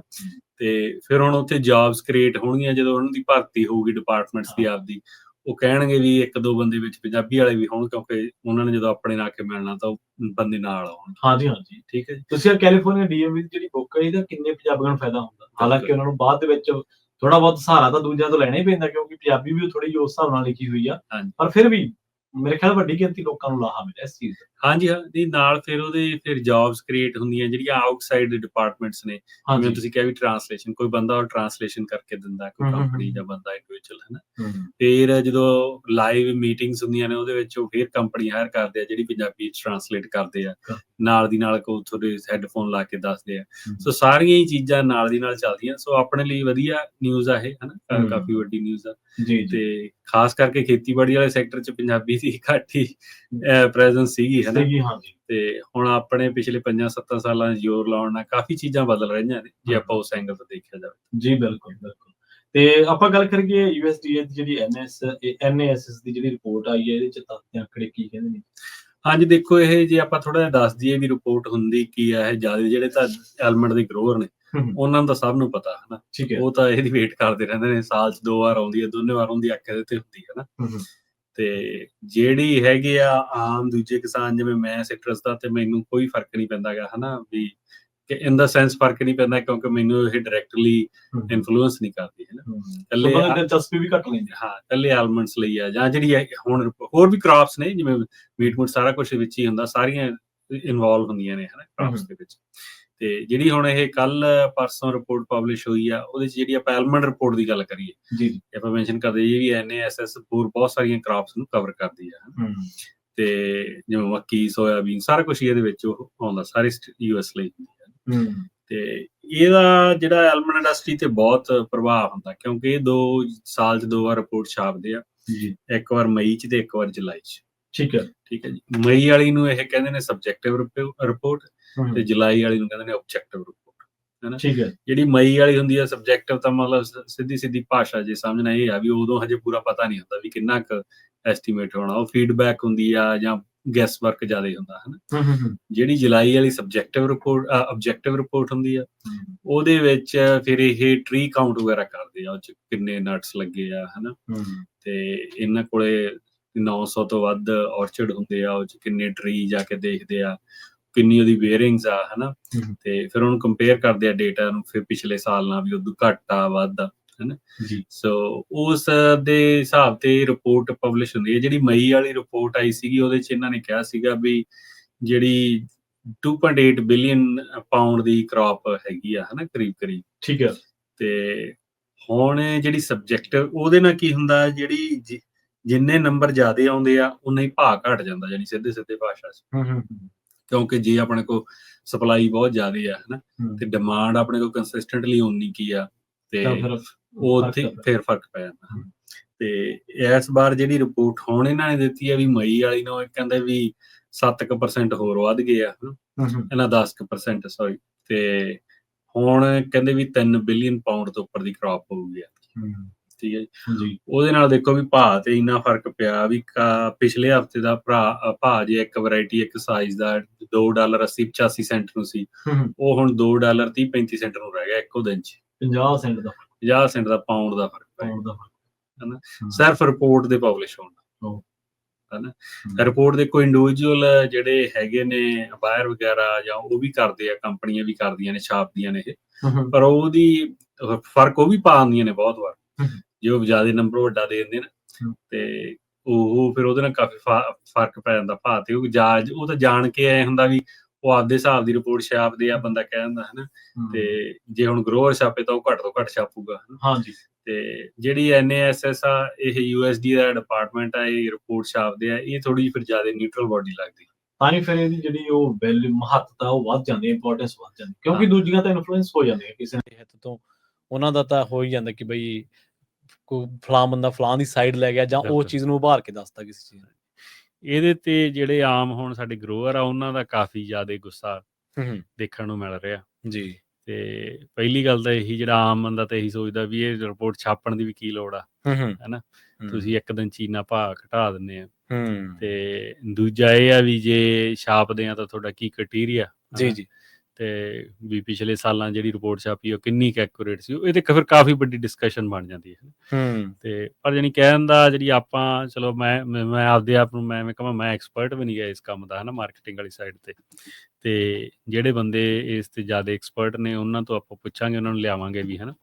ਅਭੀ Kulkarni almond board of California ਤੋਂ ਅਗਲੇ ਮਹੀਨੇ ਫੇਰ ਆਉਣਗੇ ਆਪਣੇ ਕੋਲ ਪ੍ਰੋਗਰਾਮ ਕਰਨ, ਤੇ ਉਦਣ ਆਪਾਂ ਉਹਨਾਂ ਤੋਂ ਜ਼ਰੂਰ ਇਸ ਟੌਪਿਕ ਤੇ ਆਪਾਂ ਪੁੱਛਾਂਗੇ। ਤੇ ਜਾਂ ਜਿਹੜੇ ਕੁਛ ਆਪਣੇ ਗਰੋਅਰ ਨੇ ਉਹ ਵੀ ਕਾਫੀ ਹੈਗੇ ਨੇ ਇਸ ਤੇ ਮਾਹਰ, ਹਨਾ, ਤੇ ਉਹਦੇ ਲਈ ਪੱਗ ਮੀਟਿੰਗ ਵੀ ਕਰਾ ਰਹੀ ਆ ਇਸ ਸੰਡੇ ਨੂੰ, ਹਨਾ, ਜ਼ੂਮ ਮੀਟਿੰਗ ਆਨਲਾਈਨ। ਅੱਛਾ। ਤੇ ਉਹ ਸੀਰੀਜ਼ ਆਫ ਮੀਟਿੰਗਸ ਹੋਊਗੀ ਵੀ ਸਮੱਸਿਆ ਕੀ ਹੁੰਦੀ ਹੈ ਵੀ ਹਰੇਕ ਸਾਲ 2 ਸਾਲ ਬਾਅਦ ਇੱਕ ਕ੍ਰੌਪ ਵੱਡੀ ਬੰਪਰ ਕ੍ਰੌਪ ਆ ਜਾਂਦੀ ਆ, ਤੇ ਜਾਂ ਐਸਟੀਮੇਟ ਵੱਡਾ ਆ ਜਾਂਦਾ, ਕ੍ਰੌਪ ਉਨੀ ਹੁੰਦੀ ਨਹੀਂ, ਉਹਦੇ ਨਾਲ ਸਾਡੇ ਭਾਅ ਤੇ ਬਹੁਤ ਫਰਕ ਪੈ ਜਾਂਦਾ। ਵੀ ਇਹਨੂੰ ਕਿਵੇਂ ਆਪਾਂ ਕੰਟਰੋਲ ਕਰ ਸਕਦੇ ਹਾਂ ਜਾਂ ਆਪਦੇ ਆਪ ਨੂੰ ਕਿਵੇਂ ਬਚਾ ਸਕਦੇ ਹਾਂ। ਜਿਹੜੀਆਂ ਵੱਡੀਆਂ ਕਾਰਪੋਰੇਸ਼ਨ ਉਹਨਾਂ ਨੂੰ ਇੰਨਾ ਫਰਕ ਨਹੀਂ ਪੈਂਦਾ, ਕਿਉਂਕਿ ਉਹਨਾਂ ਦਾ ਆਲਰੇਡੀ ਸਪਲਾਈ ਚੇਨ ਸਾਰੀ ਓਨ ਕੀਤੀ ਹੁੰਦੀ ਆ। ਗਰੋਅਰ ਨੂੰ ਹੀ ਫਰਕ ਪੈਂਦਾ ਜ਼ਿਆਦਾ, ਜਿਹਨੇ ਆਪਦੇ ਖੇਤ ਚੋਂ ਚੱਕ ਕੇ ਕਿਸੇ ਨੂੰ ਦੇ ਦੇਣੇ ਵੇਚਣ ਨੂੰ, ਵਪਾਰੀ ਨੂੰ, ਹਨਾ। ਜੀ ਬਿਲਕੁਲ। ਸੋ ਉਹਦੇ ਲਈ ਮੀਟਿੰਗ ਆ ਹੁਣ ਐਤਕੀ ਐਤਵਾਰ ਨੂੰ 9 ਵਜੇ, ਐਤਕੀ ਦਾ ਜ਼ੂਮ ਮੀਟਿੰਗ ਆ, ਹਨਾ। ਤੇ ਕਿਉਂਕਿ ਜਿੱਦਣ ਰਿਪੋਰਟ ਆਈ ਉਦਣ ਹੀ ਰੌਲਾ ਪੈ ਗਿਆ, ਹਨਾ, ਫੋਨ ਆਉਣ ਲੱਗੇ, ਕਿੰਨੇ ਫੋਨ ਆਏ, ਤੇ ਥੱਲੀ ਪੈਂਦੀ ਹੈ ਜੀ। ਹਾਂਜੀ ਹਾਂ। ਤੇ ਕਿਉਂਕਿ ਬਹੁਤ ਲੋਕ ਇਹੋ ਜਿਹੇ ਨੇ ਜਿਨ੍ਹਾਂ ਨੇ, ਮੈਨੂੰ ਆਪ ਯਾਦ ਆ ਮਹੀਨਾ ਕੁ ਪਹਿਲਾਂ ਹੀ ਇੱਕ ਗਰੋਅਰ ਦਾ 1.5 ਮਹੀਨਾ ਫੋਨ ਪਹਿਲਾਂ ਆਇਆ ਸੀ ਮੈਨੂੰ। ਹਾਂਜੀ। ਉਹ ਕਹਿੰਦਾ ਸੀਗਾ ਵੀ ਭਾਜੀ ਵੇਚਦੀ ਹੈ ਵੀ $2.80-82 ਮੈਨੂੰ ਮਿਲ ਰਹੇ ਆ ਪਾਉਂਡ ਦੇ, ਤੇ ਪਰ ਕਹਿੰਦਾ ਵੀ ਲੱਗਦਾ ਐਤਕੀ ਭਾਅ ਵੱਧ ਜੂਗਾ, $3 ਤੱਕ ਪਹੁੰਚ ਜੂ, ਵੀ ਕਿ ਰੱਖ ਲਈਏ ਥੋੜਾ ਚਿਰ।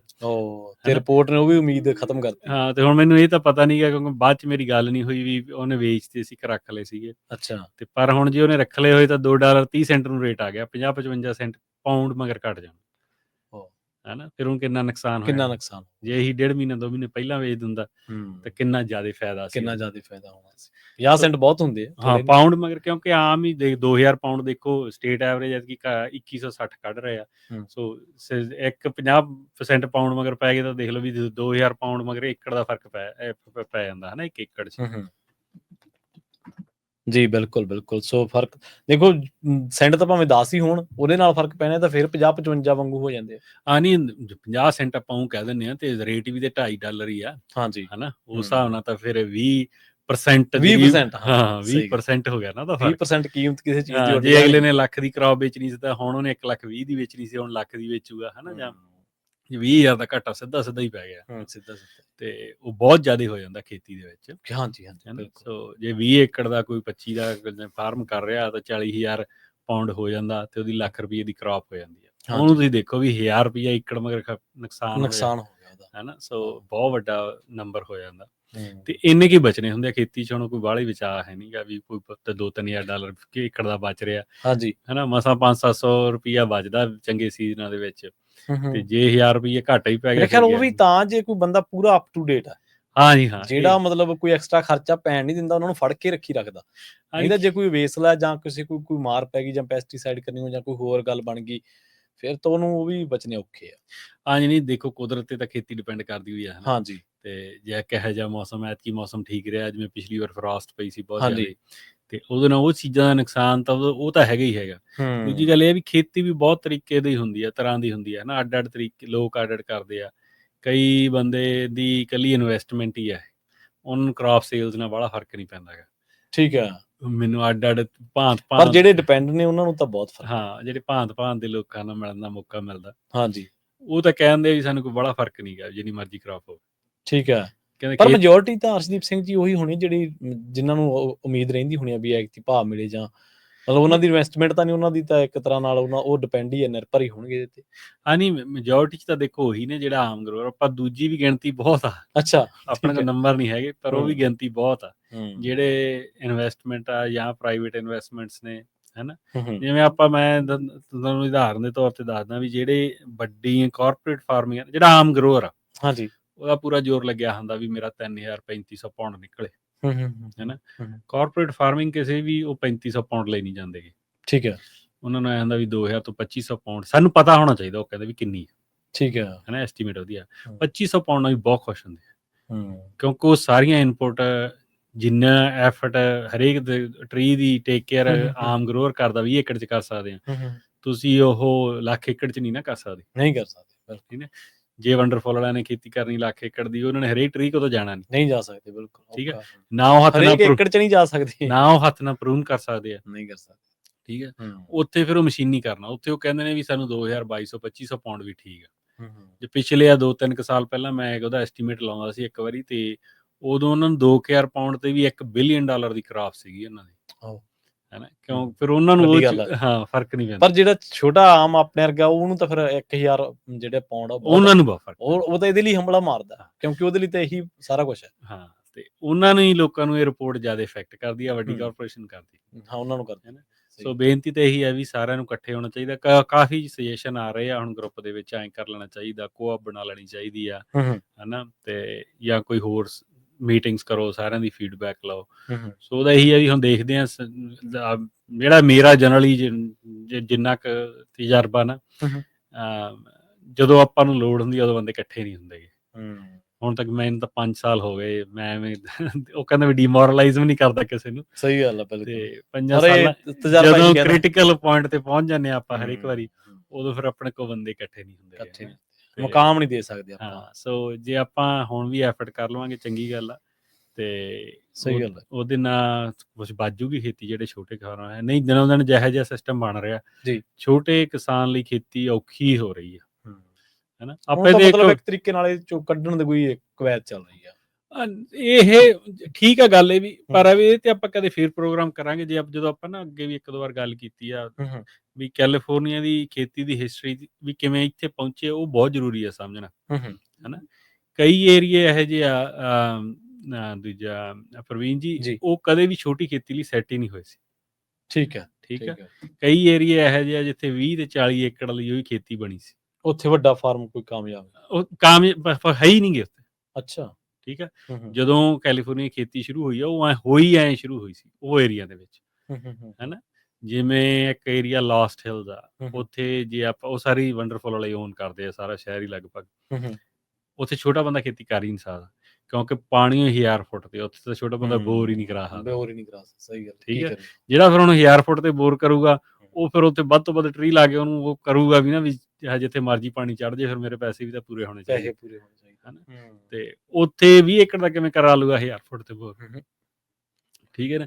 ਉਹੀ ਜੇ ਤੁਸੀਂ ਕਿੰਗਸ ਰਿਵਰ ਵਾਲੇ ਇੱਧਰਲੇ ਪਾਸੇ ਆ ਜਾਓ, ਆਪਾਂ ਕੱਲੀ ਸੈਨ ਜੋਆਕਿਨ ਵੈਲੀ ਦੀ ਗੱਲ ਕਰਦੇ ਹਾਂ, ਇੱਥੇ ਪਾਣੀ ਹੈਗਾ ਟ੍ਰੈਡੀਸ਼ਨਲੀ ਤਾਂ 40 50 60 ਫੁੱਟ ਤੇ ਹੁੰਦਾ ਸੀ, ਚਲੋ ਹੁਣ 80 ਤੇ ਪਹੁੰਚ ਗਿਆ। ਹਾਂਜੀ, ਇੱਥੇ 20 ਏਕੜ ਦੀ ਖੇਤੀ ਹੋ ਸਕਦੀ, ਉੱਥੇ ਨਹੀਂ ਹੋ ਸਕਦੀ।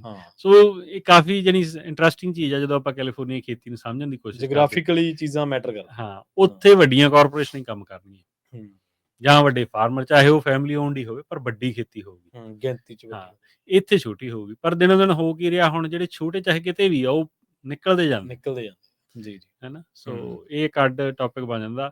ਤੇ ਪਰ ਅੱਜ ਜਿਹੜੀ ਰਿਪੋਰਟ ਦੀ ਗੱਲ ਆ, ਇੱਥੇ ਤਾਂ ਇਹੀ ਆ ਵੀ ਸਾਰਿਆਂ ਨੂੰ ਇਕੱਠੇ ਹੋਣ ਦੀ ਲੋੜ ਆ। ਮੇਰਾ ਤਾਂ ਇਹੀ ਪਰਸਨਲ ਓਪੀਨੀਅਨ ਆ। ਤੇ ਇਹਦੇ 'ਚ ਕੁਛ ਨਾ ਕੁਛ ਆਪਾਂ ਨੂੰ ਪੁਸ਼ ਕਰਨਾ ਚਾਹੀਦਾ, ਚਾਹੇ ਉਹ ਆਲਮੰਡ ਬੋਰਡ ਆ, ਚਾਹੇ USDA ਡਾਇਰੈਕਟਲੀ ਆ, ਹਨਾ। ਤੇ ਵੀ ਇਹਦਾ ਕੋਈ ਨਾ ਕੋਈ ਹੱਲ ਹੋਣਾ ਚਾਹੀਦਾ, ਨਹੀਂ ਤਾਂ ਹਰੇਕ 2-3 ਸਾਲਾਂ ਬਾਅਦ ਇਹੋ ਜਿਹੀ ਈਵੈਂਟ ਹੋ ਜਾਂਦੀ ਆ ਤੇ ਜਿਹਦੇ ਉਦੋਂ ਫਿਰ ਨਾਲ ਆਪਣਾ ਕੰਮ ਹੋ ਜਾਂਦਾ। ਹਾਂ, rates ਬਿਲਕੁਲ ਦੇਖੋ ਦਾ ਵੀ, ਬਿਲਕੁਲ, ਹਨਾ। ਜਿਹਦੇ ਨਾਲ ਰਗੜਾ ਬਹੁਤ ਲੱਗਦਾ। ਹਾਂ, ਤੇ ਆਪਾਂ ਆਪਣਾ ਜਿਹੜਾ ਪ੍ਰੋਗਰਾਮ ਆ ਉਹ ਅਖੀਰਲੇ ਹਿੱਸੇ ਦੇ ਵੱਲ ਹੀ ਵੱਧ ਰਿਹਾ, ਤੇ ਜਾਂਦੇ ਜਾਂਦੇ ਆਪਾਂ ਸਵੀਪ ਗ੍ਰਾਂਟਸ ਦੀ ਵੀ ਗੱਲ ਕਰ ਲਈਏ। ਇੱਕ ਤਾਂ ਇਹਦੀ ਐਕਸਪਲੇਨੇਸ਼ਨ ਜ਼ਰੂਰ ਦਿਓ, ਦੂਜਾ ਕੀ ਫੀਡਬੈਕ ਆ ਰਹੀ ਹੈ ਇਹਨਾਂ ਗ੍ਰਾਂਟਸ ਨੂੰ ਲੈ ਕੇ। ਹਾਂਜੀ, ਨਹੀਂ ਮੈਂ ਇਹ ਜਿਹੜਾ state water energy efficiency programme ਆ, ਹਨਾ, ਇਹ ਬੇਸਿਕਲੀ ਖੇਤਾਂ ਦੇ ਵਿੱਚ ਜਿਹੜੇ ਆਮ ਜਿਹੇ ਬੰਦੇ ਜਿਹੜੇ ਸਮਝਦੇ ਆ, ਸਵੀਪ ਹੀ ਕਹਿੰਦੇ ਨੇ ਸਾਰੇ, ਤੇ CDFA ਦਾ ਪ੍ਰੋਗਰਾਮ ਆ ਇਹ। ਠੀਕ ਹੈ। ਤੇ ਉਹਦੇ 'ਚ ਮੈਂ CDFA ਨਾਲ ਕੰਮ ਵੀ ਕਰਦਾ, ਤੇ ਜਿਹੜੀਆਂ ਵੈਰੀਫਿਕੇਸ਼ਨ ਵਗੈਰਾ ਵੀ ਕੰਮ ਮੈਂ ਕਰਦਾ ਮੈਂ, ਹਨਾ, ਜਿਹੜੇ ਪ੍ਰੋਜੈਕਟ ਕੰਪਲੀਟ ਹੁੰਦੇ ਆ ਜਾਂ ਰਿਵਿਊ ਵਗੈਰਾ ਵੀ ਹੁੰਦੇ ਨੇ ਜਿਹੜੇ, ਉੱਥੇ ਮੈਨੂੰ ਜਿਹੜੀ ਇੱਕ ਚੀਜ਼ ਬੜੀ ਓਬਵੀਅਸ ਜੀ ਦੇਖਣ ਨੂੰ ਮਿਲਦੀ ਆ, ਹਨਾ।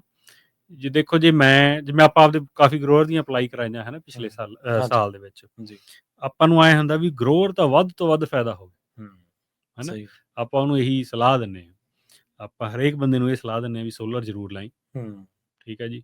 ਉਹ 'ਚ 2 ਲੱਖ ਦੀ ਮੈਕਸਿਮਮ ਅਮਾਊਂਟ ਤੁਸੀਂ ਲੈ ਸਕਦੇ ਹੋ ਇੱਕ ਖੇਤ 'ਚ। ਠੀਕ ਹੈ ਜੀ। 2 ਲੱਖ ਦਾ ਮਤਲਬ ਵੀ ਤੁਸੀਂ 60 ਤੋਂ 80 ਏਕੜ ਦਾ ਫਾਰਮ ਦਾ ਸਾਰਾ ਖਰਚਾ, ਨਵੇਂ irrigation system plus bore, pump ਤੇ ਸੋਲਰ ਲਾ ਸਕਦੇ ਆ ਲਗਭਗ ਸਾਰਾ, ਹਨਾ।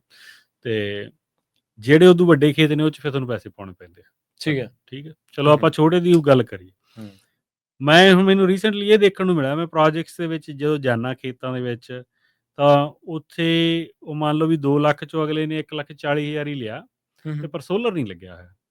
ਐਪਲੀਕੇਸ਼ਨ 'ਚ ਪਾਇਆ ਹੀ ਨਹੀਂ ਉਹਨੇ ਜਦੋਂ ਸਬਮਿਟ ਕੀਤੀ ਆ। ਠੀਕ ਹੈ ਜੀ। ਉਹਨੇ ਇਕੱਲੇ ਇਰੀਗੇਸ਼ਨ ਲਈ ਪੈਸੇ, ਅਪਗ੍ਰੇਡ ਲਈ ਪੈਸੇ ਮੰਗੇ, ਤੇ ਉਹ ਪੈਸੇ ਮਿਲ ਗਏ, ਉਹਨੇ ਉਹ ਕੰਪਲੀਟ ਕਰ ਲਿਆ। ਜਦੋਂ ਮੈਂ ਜਾਂਦਾ, ਮੈਂ ਉਹਨਾਂ ਨੂੰ ਪਹਿਲੀ ਗੱਲ ਇਹ ਪੁੱਛਦਾ ਵੀ ਸੋਲਰ ਨਹੀਂ ਲਾਇਆ? ਉਹ ਕਹਿੰਦੇ ਪਤਾ ਨਹੀਂ ਸੀਗਾ। ਤੇ ਫਿਰ ਮੈਂ ਕਹਿੰਦਾ ਪਤਾ ਕਿਵੇਂ ਨਹੀਂ ਸੀਗਾ? ਵੀ ਜੋ ਤੁਹਾਨੂੰ ਗ੍ਰਾਂਟ ਦਾ ਪਤਾ, ਵੀ ਗ੍ਰਾਂਟ 'ਚ ਤਾਂ ਮਤਲਬ ਓਬਵੀਅਸ ਚੀਜ਼ ਆ। ਜੇ ਹੁਣ ਮੈਂ ਕਿਸੇ ਨੂੰ ਦੱਸਣਾ, ਆਪਾਂ ਕਿੰਨੀ ਵਾਰ ਇੱਥੋਂ ਦੱਸਦੇ ਹਾਂ ਵੀ ਭਾਈ ਇਹ 'ਚ ਸੋਲਰ ਤੇ ਇਰੀਗੇਸ਼ਨ ਵਾਲੀਆਂ ਚੀਜ਼ਾਂ ਹੁੰਦੀਆਂ, ਦੋਨੇ ਕਰਾ ਲਓ। ਠੀਕ ਆ। ਹੁਣ ਤੁਸੀਂ ਕਿਸ ਰੇਸ਼ੋ 'ਚ ਕਰਾਉਣਾ, ਤੁਸੀਂ ਸੋਲਰ ਵੱਡਾ ਲਵਾਉਣਾ, ਇਰੀਗੇਸ਼ਨ ਛੋਟੀ ਲਵਾਉਣੀ, ਉਹ ਤੁਹਾਡੇ ਤੇ ਆ ਨਾ, ਜਿਹੋ ਜਿਹਾ ਤੁਹਾਡਾ ਖੇਤ। ਉਹ ਕਹਿੰਦੇ ਸਾਨੂੰ ਦੱਸਿਆ ਹੀ ਨਹੀਂਗਾ ਕਿਸੇ ਨੇ। ਮੈਂ ਕਿਹਾ ਵੀ ਫਿਰ ਤੁਸੀਂ ਗ੍ਰਾਂਟ ਕਿਵੇਂ ਅਪਲਾਈ ਕੀਤੀ? ਉੱਥੇ ਜਾ ਕੇ ਇਹ ਪਤਾ ਲੱਗਦਾ ਵੀ ਗ੍ਰਾਂਟ ਇਰੀਗੇਸ਼ਨ ਕੰਪਨੀ ਨੇ ਅਪਲਾਈ ਕਰਾਈ ਸੀ। ਉਹਨਾਂ ਨੇ ਆਪਦਾ ਲਾਤਾ। ਹਾਂ, ਸਹੀ ਗੱਲ। ਉਹਨਾਂ ਨੇ ਸਿਰਫ ਆਪਦਾ ਜਿਹੜਾ ਸੀਗਾ, ਜਿੱਥੋਂ ਉਹਨਾਂ ਨੂੰ ਪੈਸੇ ਬਣਨੇ ਸੀ, ਉਹਨਾਂ ਨੇ ਉਹ ਕਰਤਾ ਅਪਲਾਈ ਅਗਲੇ ਦਾ, ਅਪਰੂਵ ਹੋ ਗਿਆ, ਉਹਨਾਂ ਨੇ ਅਗਲੇ ਲਾ ਕੇ, ਹਨਾ। ਤੇ ਉਹ ਵੀ ਐਂ ਦੇਖਣ ਨੂੰ ਮਿਲਦਾ ਵੀ 20 ਏਕੜ ਦੀ ਰੇਂਜ ਦੇ ਵਿੱਚ 1.5 ਲੱਖ ਦਾ ਸਿਸਟਮ ਲਾਤਾ, ਇਰੀਗੇਸ਼ਨ ਸਿਸਟਮ। 7,000 ਨੂੰ 7500 ਨੂੰ ਏਕੜ ਦਾ। ਹਾਂ, ਤੇ ਜਿਹੜਾ ਖਰਚਾ 2,2500 ਹੋਣਾ ਚਾਹੀਦਾ, ਉੱਥੇ ਉਹਨਾਂ ਨੇ ਪੈਸੇ ਬਣਾਏ ਖੁੱਲੇ, ਉਹਨਾਂ ਨੇ ਖੁੱਲੇ ਪੈਸੇ ਬਣਾਏ, ਹਨਾ। ਸੋ ਜਿਹੜਾ ਮੈਂ ਅੱਜ ਜਾਣੀ ਕਿ ਆਪਾਂ ਗੱਲ ਕਰਨ ਦਾ ਇਹਦਾ ਕਾਰਨ ਤਾਂ ਇਹੀ ਸੀਗਾ ਵੀ ਅਗਲੇ ਸਾਲ ਸਵੀਪ ਦੀਆਂ ਗ੍ਰਾਂਟਸ ਫੇਰ ਆਉਣੀਆਂ ਨੇ।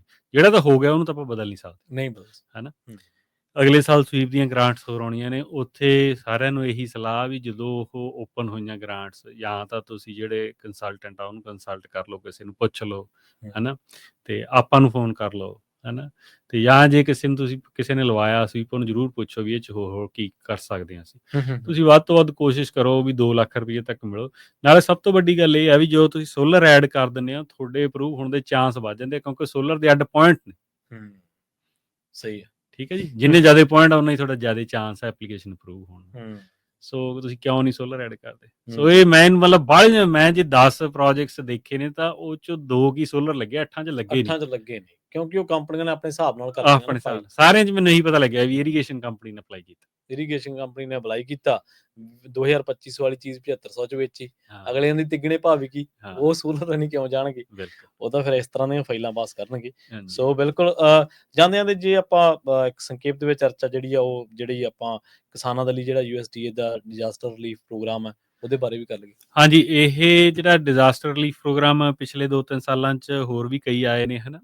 ਤੇ ਜਿਹੜਾ ਬਾਈਡਨ ਐਡਮਿਨਿਸਟ੍ਰੇਸ਼ਨ 'ਚ ਜਿਹੜਾ ਪ੍ਰੋਗਰਾਮ ਸੀਗਾ, ਉਹਦੀਆਂ 2-2 ਪੇਮੈਂਟਸ ਆ ਚੁੱਕੀਆਂ ਹੋਣੀਆਂ ਸਾਰਿਆਂ ਨੂੰ, ਜਿਹੜੀਆਂ ਮਾਰਕੀਟਿੰਗ MASC ਅੰਡਰ, ਹਨਾ।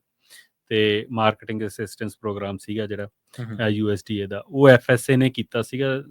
ਪੈਸੇ ਸਾਰੇ ਡਿਸਟਰੀਬਿਊਟ, ਤੇ ਉਹ ਪਰ ਏਕੜ ਦੇ ਹਿਸਾਬ ਨਾਲ, ਜਾਂ ਜਿਹੜੀ ਗ੍ਰੋਸ ਦੇ ਹਿਸਾਬ ਨਾਲ, ਗ੍ਰੋਸ ਦੀ ਕੁਛ ਪਰਸੈਂਟੇਜ ਉਹਨਾਂ ਨੇ ਦਿੱਤੀ ਸੀ, 3%, ਹਨਾ, ਡਿਪੈਂਡਿੰਗ ਅਪੋਨ ਕੀ ਸਿਚੁਏਸ਼ਨ ਸੀ ਤੁਹਾਡੀ। ਤੇ ਉਹ ਸਾਰਿਆਂ ਨੂੰ 2-2 ਪੇਮੈਂਟਸ ਆ ਚੁੱਕੀਆਂ ਹੋਣੀਆਂ ਚਾਹੀਦੀਆਂ ਨੇ ਜੀ, ਹਨਾ। ਸਭ ਦਾ ਉਹ ਕੰਪਲੀਟ ਹੋ ਗਿਆ ਪ੍ਰੋਜੈਕਟ। ਹੁਣ ਜਿਹੜੀ ਟਰੰਪ ਐਡਮਿਨਿਸਟ੍ਰੇਸ਼ਨ ਨੇ ਇੱਕ ਜਿਹੜਾ ਨਵਾਂ ਪ੍ਰੋਗਰਾਮ ਇਹਨਾਂ ਨੇ ਕੀਤੇ ਆ ਪੈਸੇ ਹਨਾ ਅੱਡ, ਉਹ ਪੈਸੇ ਦੇ ਵਿੱਚ ਇਹਨਾਂ ਨੇ ਨਵੀਂ ਫੰਡਿੰਗ ਦੇਣੀ ਆ ਸਾਰਿਆਂ ਨੂੰ, ਗਰੋਅਰਸ ਨੂੰ ਹਨਾ। ਖਾਸ ਕਰਕੇ ਜਿਹੜਾ ਇਹ ਪ੍ਰੋਗਰਾਮ ਡਿਜ਼ਾਈਨ ਹੋਇਆ ਜਿਨ੍ਹਾਂ ਨੂੰ 2023 ਤੇ 2024 ਚ ਠੀਕ ਹੈ। ਲਾਸਸ ਹੋਏ ਨੇ, ਠੀਕ ਹੈ ਜੀ, ਉਹਨਾਂ ਲਈ ਉਹ ਫੰਡਿੰਗ ਆ। ਜੇ ਕਿਸੇ ਦੇ ਇੰਸ਼ੋਰੈਂਸ ਕਲੇਮ ਨੇ, ਕਿਉਂਕਿ ਜਿੰਨੇ ਵੀ ਖੇਤੀ ਦੇ ਇੰਸ਼ੋਰੈਂਸ ਕਲੇਮ ਆ ਸਾਰੇ USDA ਥਰੂ ਫੰਡਡ ਹੁੰਦੇ ਨੇ ਹਨਾ, ਜਿਹੜਾ ਆਪਣਾ ਫਾਰਮ ਬਿਲ ਥਰੂ। ਸੋ ਉਹਨਾਂ ਕੋਲ ਆਲਰੇਡੀ ਉਹ ਡੇਟਾ ਹੈਗਾ, ਉਹਨਾਂ ਨੂੰ ਤਾਂ ਕੁਛ ਕਰਨ ਦੀ ਲੋੜ ਨਹੀਂ, ਉਹਨਾਂ ਨੇ ਉਹ ਪੇਪਰ ਭੇਜਣੇ ਆ ਤੁਹਾਨੂੰ ਤੇ ਉਹ ਦੁਬਾਰਾ ਤੁਹਾਨੂੰ ਪੇਮੈਂਟ ਰਿਲੀਜ਼ ਹੋ ਜੂ। ਠੀਕ ਹੈ, ਠੀਕ ਹੈ ਜੀ। ਤੇ ਜਿਨ੍ਹਾਂ ਦੇ ਇੰਸ਼ੋਰੈਂਸ ਕਲੇਮ ਨਹੀਂ ਕੀਤੇ ਪਰ ਉਹਨਾਂ ਨੂੰ ਹੈਗਾ ਵੀ ਉਹਨਾਂ ਦਾ ਨੁਕਸਾਨ ਹੋਇਆ, ਉਹਨਾਂ ਦੇ ਉਹ ਪੇਪਰ ਵਰਕ ਵਗੈਰਾ ਹੋਊਗਾ, ਉਹ FSA ਆਫਿਸ ਆਪਦੇ ਲੋਕਲ ਕੰਟੈਕਟ ਕਰੋ। ਠੀਕ ਹੈ। ਫਸਟ ਪ੍ਰੈਫਰੈਂਸ ਉਹਨਾਂ ਨੂੰ ਹੈ ਜਿਨ੍ਹਾਂ ਦਾ ਇੰਸ਼ੋਰੈਂਸ ਕਲੇਮ ਹੋਇਆ, ਉਹਨਾਂ ਦਾ ਪ੍ਰੋਸੈਸ ਆਲਰੇਡੀ ਸ਼ੁਰੂ ਹੋ ਗਿਆ। 9 ਤਰੀਕ ਨੂੰ ਉਹਨਾਂ ਨੇ ਚਿੱਠੀਆਂ ਜਾਰੀ ਕਰਤੀਆਂ, 9 ਜੁਲਾਈ ਨੂੰ। ਠੀਕ ਹੈ, ਠੀਕ ਹੈ ਜੀ। ਘਰਾਂ 'ਚ ਲੋਕਾਂ ਦੀਆਂ ਚਿੱਠੀਆਂ ਆਉਣ ਲੱਗ ਗਈਆਂ ਉਸ ਪ੍ਰੋਗਰਾਮ ਜੀ। ਤੇ ਜਿਹੜੇ ਹੈਗੇ ਨੇ ਜਿਨ੍ਹਾਂ ਦੇ ਕਲੇਮ ਨਹੀਂ ਹੋਏ, ਉਹਨਾਂ ਦੀ ਸੈਪਟੰਬਰ 'ਚ ਉਹਨਾਂ ਨੇ ਚਿੱਠੀਆਂ ਸ਼ੁਰੂ ਕਰ ਦੇਣੀਆਂ। ਠੀਕ ਹੈ ਜੀ। ਤੇ ਜੇ ਕਿਸੇ ਨੂੰ ਹੋਰ ਕੋਈ ਇਹਦੋਂ ਜ਼ਿਆਦਾ ਇਨਫੋਰਮੇਸ਼ਨ ਦੀ ਲੋੜ ਆ ਤਾਂ ਤੁਸੀਂ ਮੈਨੂੰ ਫੋਨ ਕਰ ਲਓ ਹਨਾ, ਜਾਂ ਪੱਗ ਦੇ ਗਰੁੱਪ 'ਚ ਵੀ ਪੁੱਛ ਸਕਦੇ ਹਾਂ WhatsApp 'ਚ, ਤੇ ਉੱਥੇ ਵੀ ਦੱਸਦੇ ਰਵਾਂਗੇ। ਤੇ ਪਰ ਮਿਸ ਨਾ ਕਰੋ, ਕਿਉਂਕਿ ਪਿਛਲੀ ਵਾਰੀ ਮਾਸ ਪੇਮੈਂਟਸ ਬਹੁਤ ਜ਼ਿਆਦਾ ਲੋਕਾਂ ਦੀਆਂ ਮਿਸ ਹੋ ਗਈਆਂ ਸੀ, ਕਿਉਂਕਿ ਪਤਾ ਹੀ ਨਹੀਂ ਸੀਗਾ ਅਪਲਾਈ ਕਰਨ ਦਾ। ਠੀਕ ਹੈ ਜੀ। ਸੋ ਐਤਕੀ ਜ਼ਰੂਰ ਆ ਵੀ ਜੇ ਨਹੀਂ ਕੁਛ ਪਤਾ ਲੱਗਦਾ FSA ਆਫਿਸ ਜਾਓ, ਉਹਨਾਂ ਨੂੰ ਕਿ ਜਿਹੜਾ ਨਵਾਂ ਡਿਜ਼ਾਸਟਰ ਰਿਲੀਫ ਆ ਉਹ 'ਚ ਮੈਂ ਅਪਲਾਈ ਕਰਨਾ, ਆਪੇ ਉਹਨਾਂ ਨੇ ਸਾਰਾ ਕੁਛ ਤੁਹਾਡਾ ਕਰ ਦੇਣਾ। ਠੀਕ ਹੈ। ਕੋਈ ਡਾਕੂਮੈਂਟ ਉੱਥੇ ਉਹ ਆਪੇ ਲੈ ਲੈਣਗੇ ਜਿਹੜਾ ਚਾਹੀਦਾ ਹੋਇਆ। ਠੀਕ ਹੈ। ਠੀਕ ਆ। ਆਪਾਂ ਤਾਂ ਉੱਥੇ ਜਾ ਕੇ ਕਿਹਾ ਜਦੋਂ ਆਪਣੇ ਸਾਈਨ ਹੋ ਗਏ, ਉੱਥੇ ਆਪਣੀ ਹਾਜ਼ਰੀ ਪੈ ਗਈ, ਫਿਰ ਆਪਾਂ ਨੂੰ ਪੈਸੇ ਮਿਲਣੇ ਹੀ ਆ, ਚਾਹੇ ਥੋੜੇ ਮਿਲਣ ਵਾਲੇ ਮਿਲਣ। ਪ੍ਰੋਗਰਾਮਾਂ ਦਾ ਤਾਂ ਮੰਤਵ ਇਹ ਹੁੰਦਾ ਵੀ ਜੇ ਤੁਸੀਂ ਐਲੀਜੀਬਲ ਹੈ, ਜੇ ਤੁਸੀਂ ਉਸ ਦਾਇਰੇ ਦੇ ਵਿੱਚ ਆਉਣੇ ਆ ਤਾਂ ਤੁਹਾਨੂੰ ਉਹਦਾ ਲਾਭ ਮਿਲਣਾ ਚਾਹੀਦਾ, ਬਸ਼ਰਤੇ ਤੁਸੀਂ ਆਪ ਘੇਸਲ ਨਾ ਮਾਰੋ, ਘੋਲ ਨਾ ਕਰੋ। ਹਾਂਜੀ, ਨਹੀਂ ਘੋਲ ਪਿਛਲੀ ਵਾਰ ਪਤਾ ਹੀ ਨਹੀਂ ਲੱਗਿਆ ਸੀਗਾ ਜੀ। ਹੂੰ। ਆਪਾਂ ਇੰਨਾ ਇੱਧਰ ਦੱਸਣ ਦੇ ਬਾਵਜੂਦ ਵੀ ਆਪਾਂ ਰੇਡੀਓ ਤੇ ਵੀ WhatsApp 'ਚ ਵੀ ਪਾਇਆ, ਮੈਨੂੰ ਕਈ ਕਰੋੜਾਂ ਦਾ ਬਾਅਦ 'ਚ ਫੋਨ ਆਇਆ ਵੀ ਸਾਨੂੰ ਪਤਾ ਨਹੀਂ ਲੱਗਿਆ ਹੈਨਾ। ਸੋ ਉਹ 'ਚ ਲੈਂਗੁਏਜ ਦੀ ਪ੍ਰੋਬਲਮ ਆ ਜਾਂਦੀ ਹੈ, ਕਈ ਵਾਰ ਆਪਾਂ ਅੰਗਰੇਜ਼ੀ ਸ਼ੇਅਰ ਕਰ ਦਿੰਦੇ ਆ, ਉਹਨਾਂ ਤੋਂ ਨਹੀਂ ਪੜ੍ਹ ਹੁੰਦਾ ਹਨਾ, ਜਾਂ ਅਗਲਾ ਸਾਰੇ ਪ੍ਰੋਗਰਾਮ ਵੀ ਰੇਡੀਓ ਤੇ ਨਹੀਂ ਸੁਣ ਪਾਉਂਦਾ ਕੋਈ, ਇਹ ਵੀ ਹੋਇਆ। ਉਹ 'ਚ ਕੋਈ ਚੀਜ਼ ਮਿਸ ਹੋ ਗਈ ਤੇ ਉਹ ਬਸ ਉਦੋਂ ਮਿਸ ਹੋ ਜਾਂਦੀ। ਜੀ ਬਿਲਕੁਲ। ਸੋ ਆਪਣਾ ਸਮਾਂ ਜਿਹੜਾ ਤਕਰੀਬਨ ਸਮਾਪਤ। ਅਰਸ਼ਦੀਪ ਸਿੰਘ ਜੀ, ਪ੍ਰੋਗਰਾਮ ਦੇ ਵਿੱਚ ਤੁਸੀਂ ਜੁੜੇ, ਜਾਣਕਾਰੀਆਂ ਸਾਂਝੀਆਂ ਕੀਤੀਆਂ, ਤੁਹਾਡਾ ਬਹੁਤ-ਬਹੁਤ ਧੰਨਵਾਦ। ਹਾਂਜੀ ਪ੍ਰਵੀਨ ਜੀ, ਧੰਨਵਾਦ। ਸਤਿ ਸ੍ਰੀ ਅਕਾਲ ਜੀ। ਸਤਿ ਸ੍ਰੀ ਅਕਾਲ। ਪ੍ਰੋਗਰਾਮ ਅਪਡੇਟ ਫਾਰਮਿੰਗ ਦੇ ਵਿੱਚ ਆਪਣੇ ਨਾਲ ਜੁੜੇ ਸਨ ਪੱਗ ਆਰਗੇਨਾਈਜੇਸ਼ਨ ਤੋਂ ਅਰਸ਼ਦੀਪ ਸਿੰਘ ਜੀ, ਜਿਨ੍ਹਾਂ ਦੇ ਨਾਲ ਆਪਾਂ ਕੀ ਅਹਿਮ ਮਸਲਿਆਂ ਨੂੰ ਲੈ ਕੇ ਗੱਲਬਾਤ ਕੀਤੀ ਆ। ਸ਼ਾਨਦਾਰ ਗੱਲ ਇਹ ਰਹੀ ਕਿ ਉਹਨਾਂ ਨੇ ਬੜੀ ਸੋਹਣੀ ਗੱਲ ਇੱਕ ਆਪਣੇ ਨਾਲ ਸਾਂਝੀ ਕੀਤੀ ਹੈ ਵੀ ਜਿਹੜਾ ਕੈਲੀਫੋਰਨੀਆ ਦਾ ਵਾਟਰ ਬੋਰਡ ਆ, ਉਹਨਾਂ ਨੇ ਲੈਂਗੁਏਜ ਐਕਸੈਸ ਦੇ ਵਿੱਚ ਪੰਜਾਬੀ ਮਾਂ ਬੋਲੀ ਨੂੰ ਸ਼ਾਮਲ ਕੀਤਾ। ਆਪਾਂ ਉਮੀਦ ਆਸ ਇਹੀ ਪ੍ਰਗਟਾਉਣੇ ਆ ਵੀ ਆਉਣ ਵਾਲੇ ਟਾਈਮ ਦੇ ਵਿੱਚ ਜਿੱਥੇ ਇਹ ਸਾਡੀ ਇੱਥੇ ਰਹਿਣ ਦੇ ਲਈ ਸਾਡੇ ਲਈ ਬਹੁਤ ਇੰਪੋਰਟੈਂਟ ਗੱਲ ਆ, ਉੱਥੇ ਇਹਦੇ ਜ਼ਰੀਏ ਪੰਜਾਬੀ ਭੈਣਾਂ ਭਰਾਵਾਂ ਨੂੰ ਰੁਜ਼ਗਾਰ ਵੀ ਮਿਲੂਗਾ।